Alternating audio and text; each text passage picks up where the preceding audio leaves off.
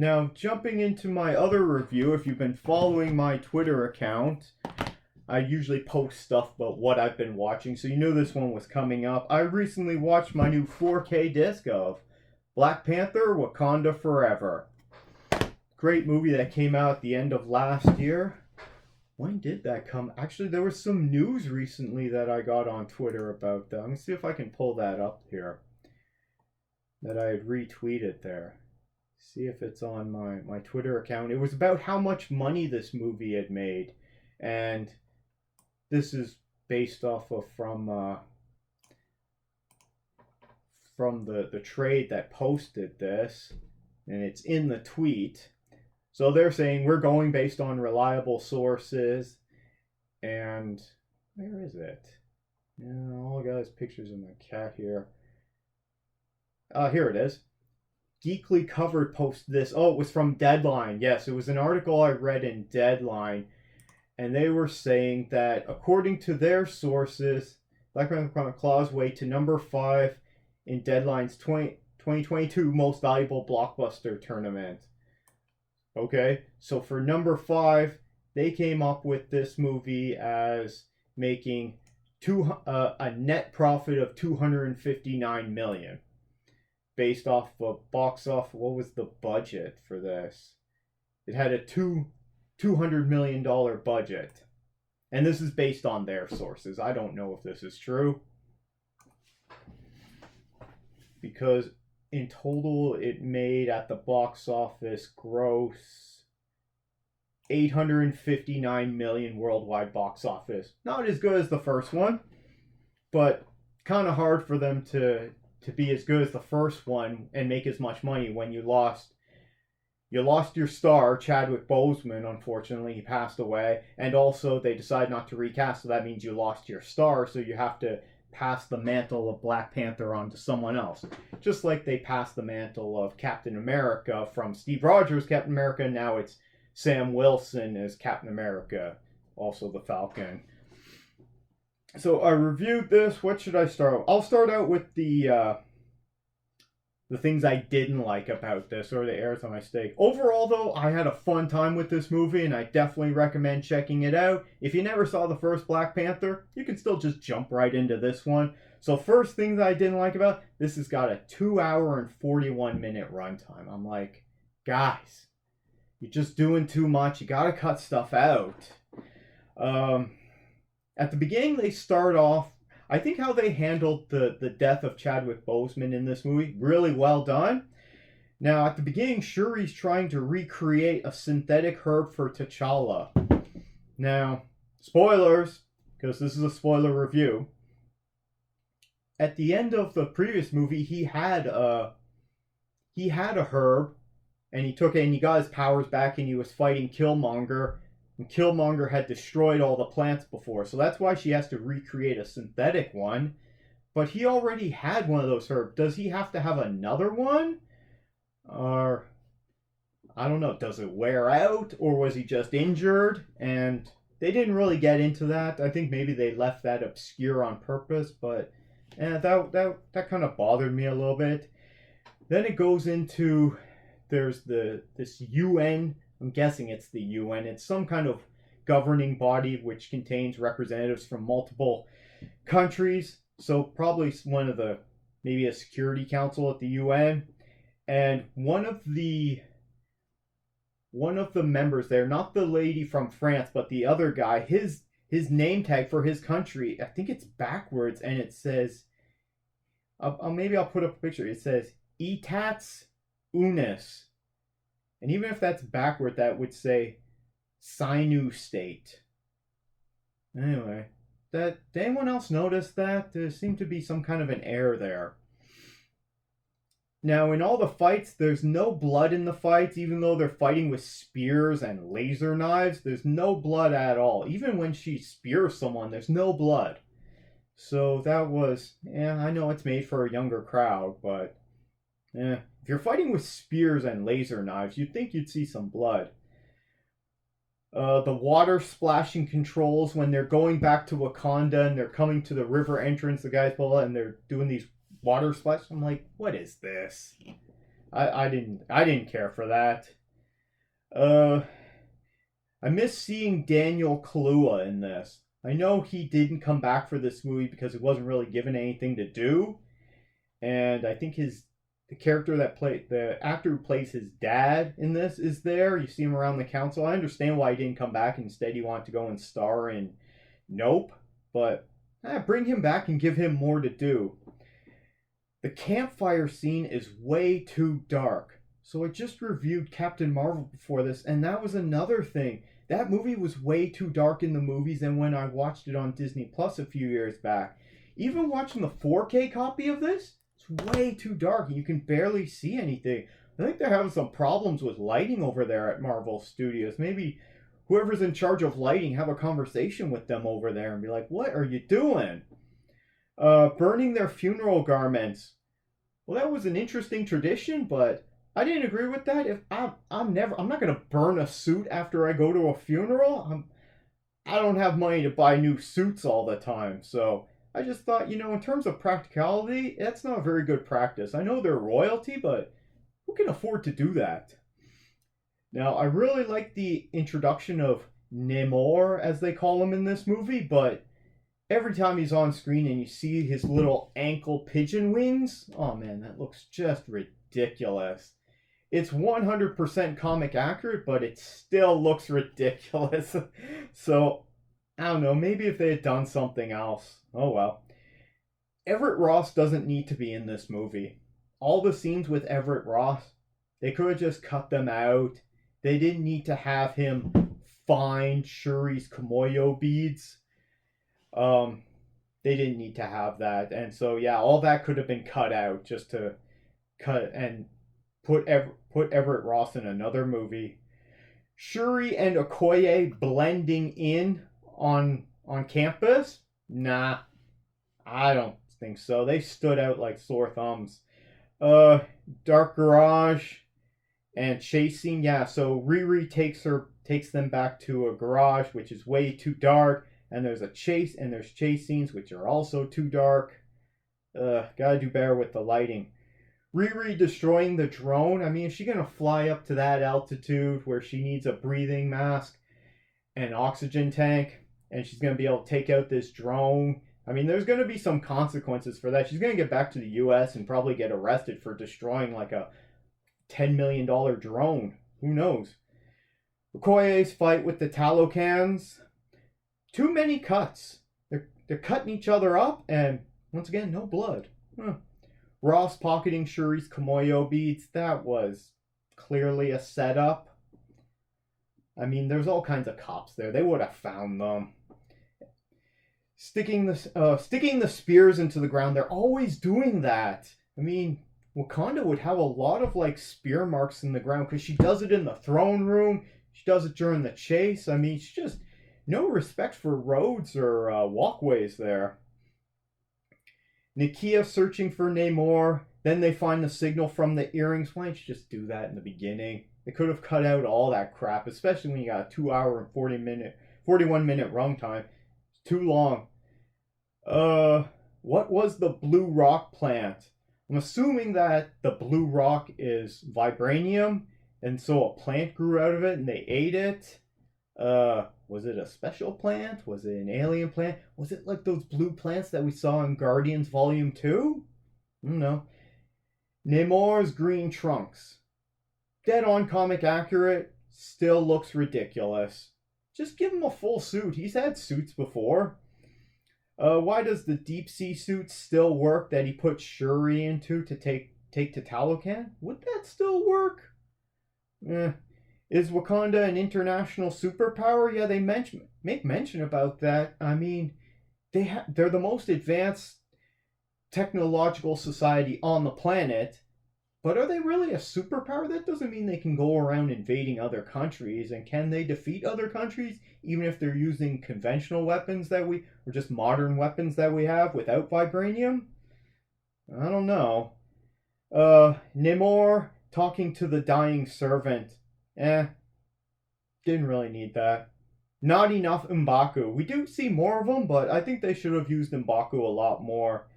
Am I saying he should have been the Black Panther? Nah, Doesn't really bother me. I think he could be a Black Panther.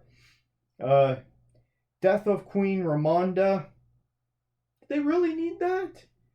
And they kind of, I mean, she rescues Riri Williams, and then Riri gets out, and then the Queen is just floating there. Okay. I don't think they really need that. I think they could have brought her back for another one. The Return of Killmonger. Now, I wasn't a fan in the first one of them killing off Killmonger because I don't like how Marvel's always killing off their villains. And that's why they don't really have any good villains, because they kill off all of them. They don't get the chance to become great villains.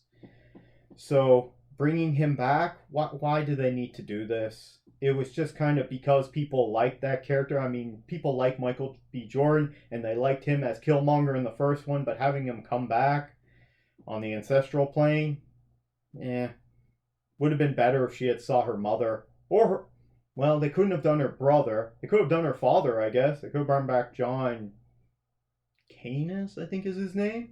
He's great.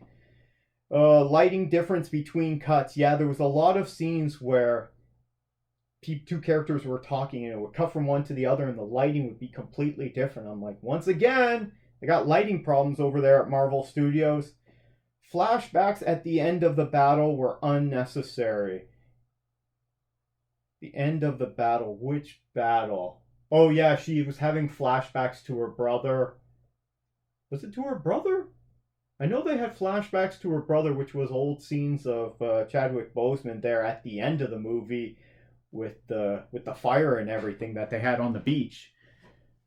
But I don't think they needed the flashbacks at the end of the battle, were unnecessary. How did Shuri deal with the CIA for Riri? Yeah, she mentioned that. She said she took care of it. What did she do? She just call up Ross. Ross is in jail. She just call up Valentina and be like, yeah, it's cool. She's not going to listen to Shuri.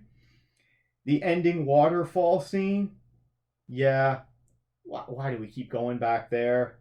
And so, is M'Baku king of Wakanda now? They didn't really answer. He shows up at the waterfall instead of Shuri, so I guess Shuri doesn't want to be queen, so M'Baku is just going to be like, I'll challenge for leadership, and he'll be king. It's one of the things I didn't like about the first one. How can people just challenge to be king of this, if this is a really advanced society, why do they have ritualistic combat for their leaders? Didn't like that. Okay, so those were the things I didn't like. That was... Sounds like I'm picking on this movie. That was 30 things I didn't really like. But I definitely enjoyed this movie more than I didn't. I actually have 47 different things here that I did enjoy about it. So, getting into that, what do we got here? So first off, first thing I enjoyed about it was the funeral. They had this big funeral ceremony going through the streets of Wakanda. Everyone's dancing, People are playing music and drums. They got the mural of T'Challa, Chadwick Boseman up there. Really enjoyed that. Really well handled. The Marvel Studios logo is all Chadwick Boseman shots, and it's all in silence. Like, maybe there's a little bit of wind in the background, but that was really nicely handled. I enjoyed that. It was classy. The 1 year jump. Yep, I'm on board with that. So it shows that some time has passed after the funeral. Now it's time to move on. We see Queen Ramonda's speech to the UN. Oh, yeah, jeez. What is her name? Vanessa... Is it Vanessa Williams? I don't know. Black Panther. Sorry, Angela Bassett. Angela Williams is a singer. Trying to remember all these names. So Queen Ramonda's speech. So Angela Bassett there. Yeah, she could have won an award for that, but... Once again, the award shows are meaningless to me. If you enjoy them, go right ahead, but she could have definitely won an award for that. That was a great speech that she gave. The siren song that they use for the Talocan people, I like how they incorporated that siren song because that's something that goes with mermaids and other, nautical folklore, which we've seen in other things. We saw that in one of the Pirates of the Caribbean movies. I think it was 4 on Stranger Tides with the mermaids. Talocan people are blue with water breathers, and the blue disappears when they're underwater. They look like just normal people, except they got gills. Anyway, I like that, how they're blue when they're exposed to air, and when they're underwater, they're just whatever color they are, whether it be, they're South American, or some look more white than others. But anyway, I like how they're blue up on the surface world. Anderson Cooper's CNN appearance. I mentioned this before, yeah, because we just saw him in BVS. Christy and I were reviewing that. Anytime Anderson Cooper shows up on CNN in one of these movies, shows he's cool, shows that he's willing to play ball and he wants to be in these movies. I mean, why wouldn't you?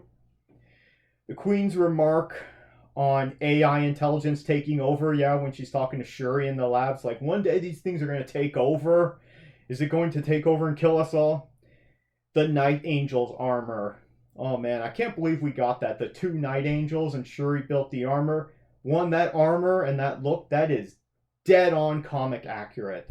And the fact that they did that, the Night Angels are such really obscure Marvel characters. I mean, when it comes to top tier Marvel, it's kind of all over the place now with the movies, because before the movies, top tier Marvel was always Spider-Man, X-Men. Okay?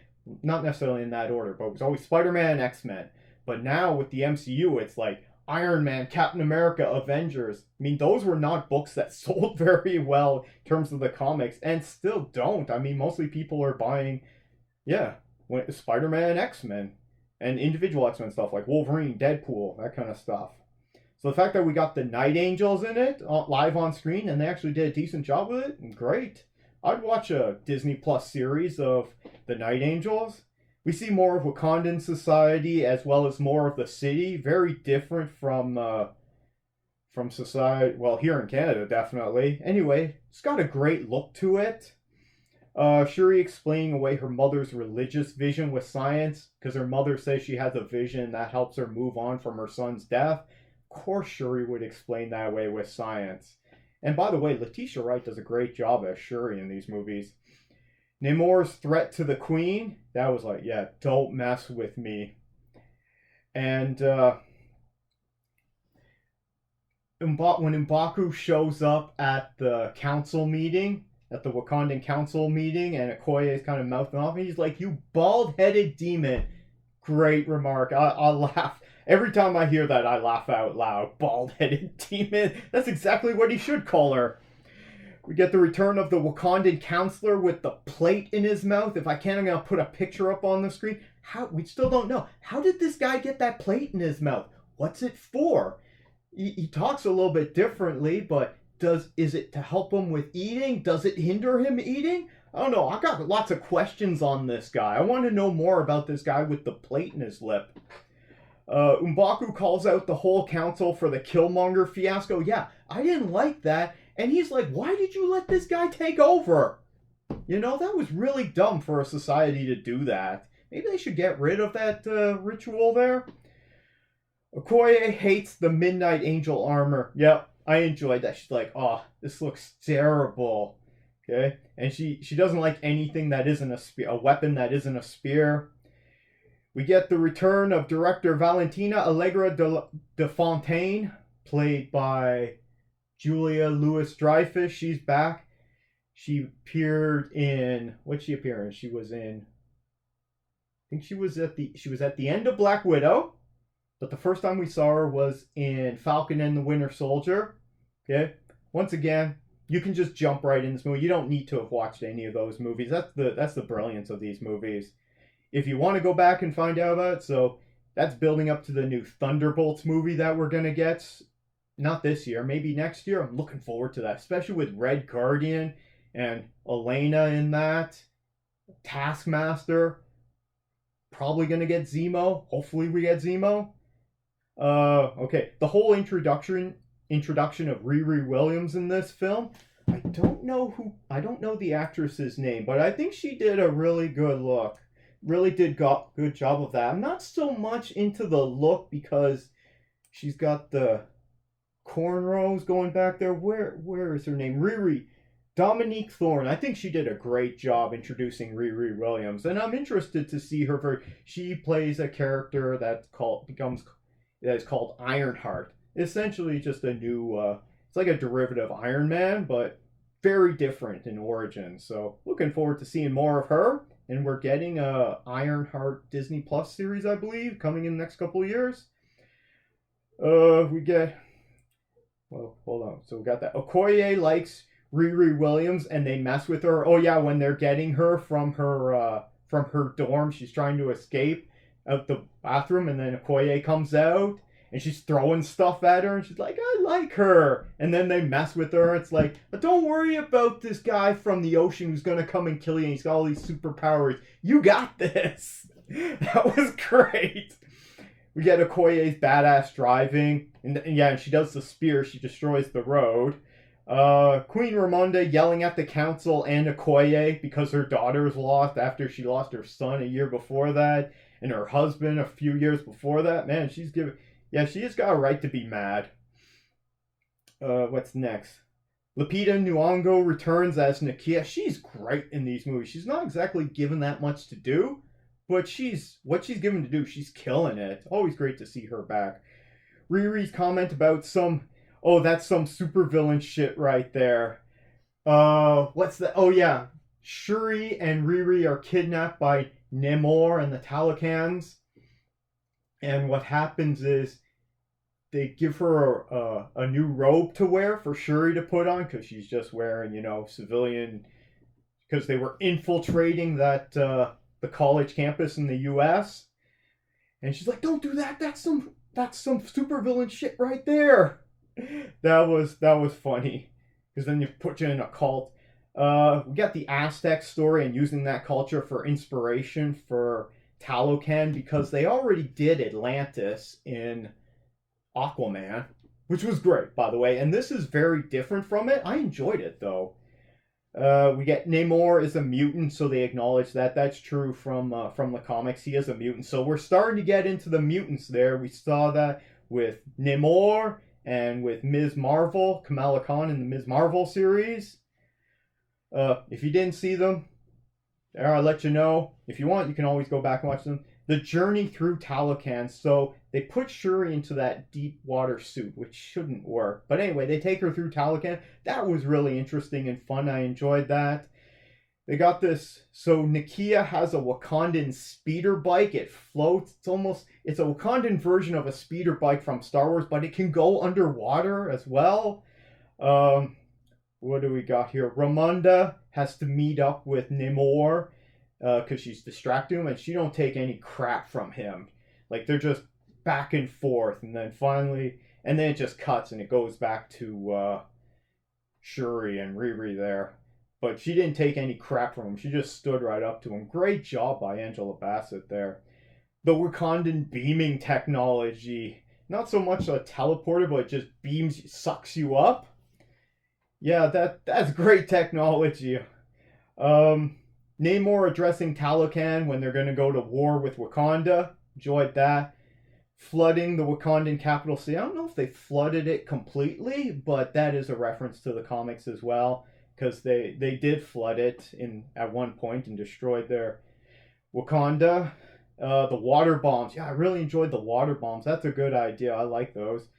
Shuri gets to do a lot of growing up in this film. Definitely. I mean, she's forced to kind of take on this mantle that she doesn't want to. She has to deal with her brother's death and the grief from that. Man, then she might become the ruler. We don't know yet. Maybe it'll be M'Baku. I think it's going to be M'Baku. But if it's Shuri, I'm fine with that. Anyway, she does a lot of drawing. They have to relocate people to the Jabari lands because it's high ground, even though it's up in the mountains and it's freezing cold. But that's a smart move. Shuri is consumed by vengeance, which is just like T'Challa was in Civil War. He was consumed by vengeance after his father was killed by, which he thought was the Winter Soldier, by Bucky, but it actually turned out to be Zemo. Defeating Namor with electric heaters. I thought that was funny. They put him on the ship with the beaming technology. And then they turn on the heaters and he's trapped in there. So it's like, are they going to defeat him next with, like, hair dryers? That was funny. The final fight between Shuri and Namor. Wow, it gets pretty vicious. Shuri gets impaled with a spear at one point, goes right through her. But no blood, of course. He actually says his Namor says his catchphrase, which is Imperious Rex. Can't believe they made him say that. And then we also get Wakanda Forever. So it's kind of a battle between catchphrases here. It's Wakanda Forever versus Imperious Rex. I think Shuri won that one. Shuri defeats Namor by roasting him. Once again, she turns on the heat by using the engines there. So that's using her brains there. And then we get the vengeance callback to T'Challa in Civil War, which I just mentioned earlier, because he was consumed by vengeance. I like how they didn't kill off the villain, which is such a problem in these movies. Stop killing off villains. They've been doing it for decades in the comics, where it's either you think they're dead, but either the reader knows or the writer knows, because sometimes there's a big explosion, and everyone's like, oh no, and then they search the room, they can't find anything. Maybe they found some other dead henchman bodies, but then we see, like, in another comic panel, there's the manhole cover is being put back on, and you see maybe a hand, and you're like, yeah, the villain got away. Why can't they do that more in the MCU? Stop killing everyone off.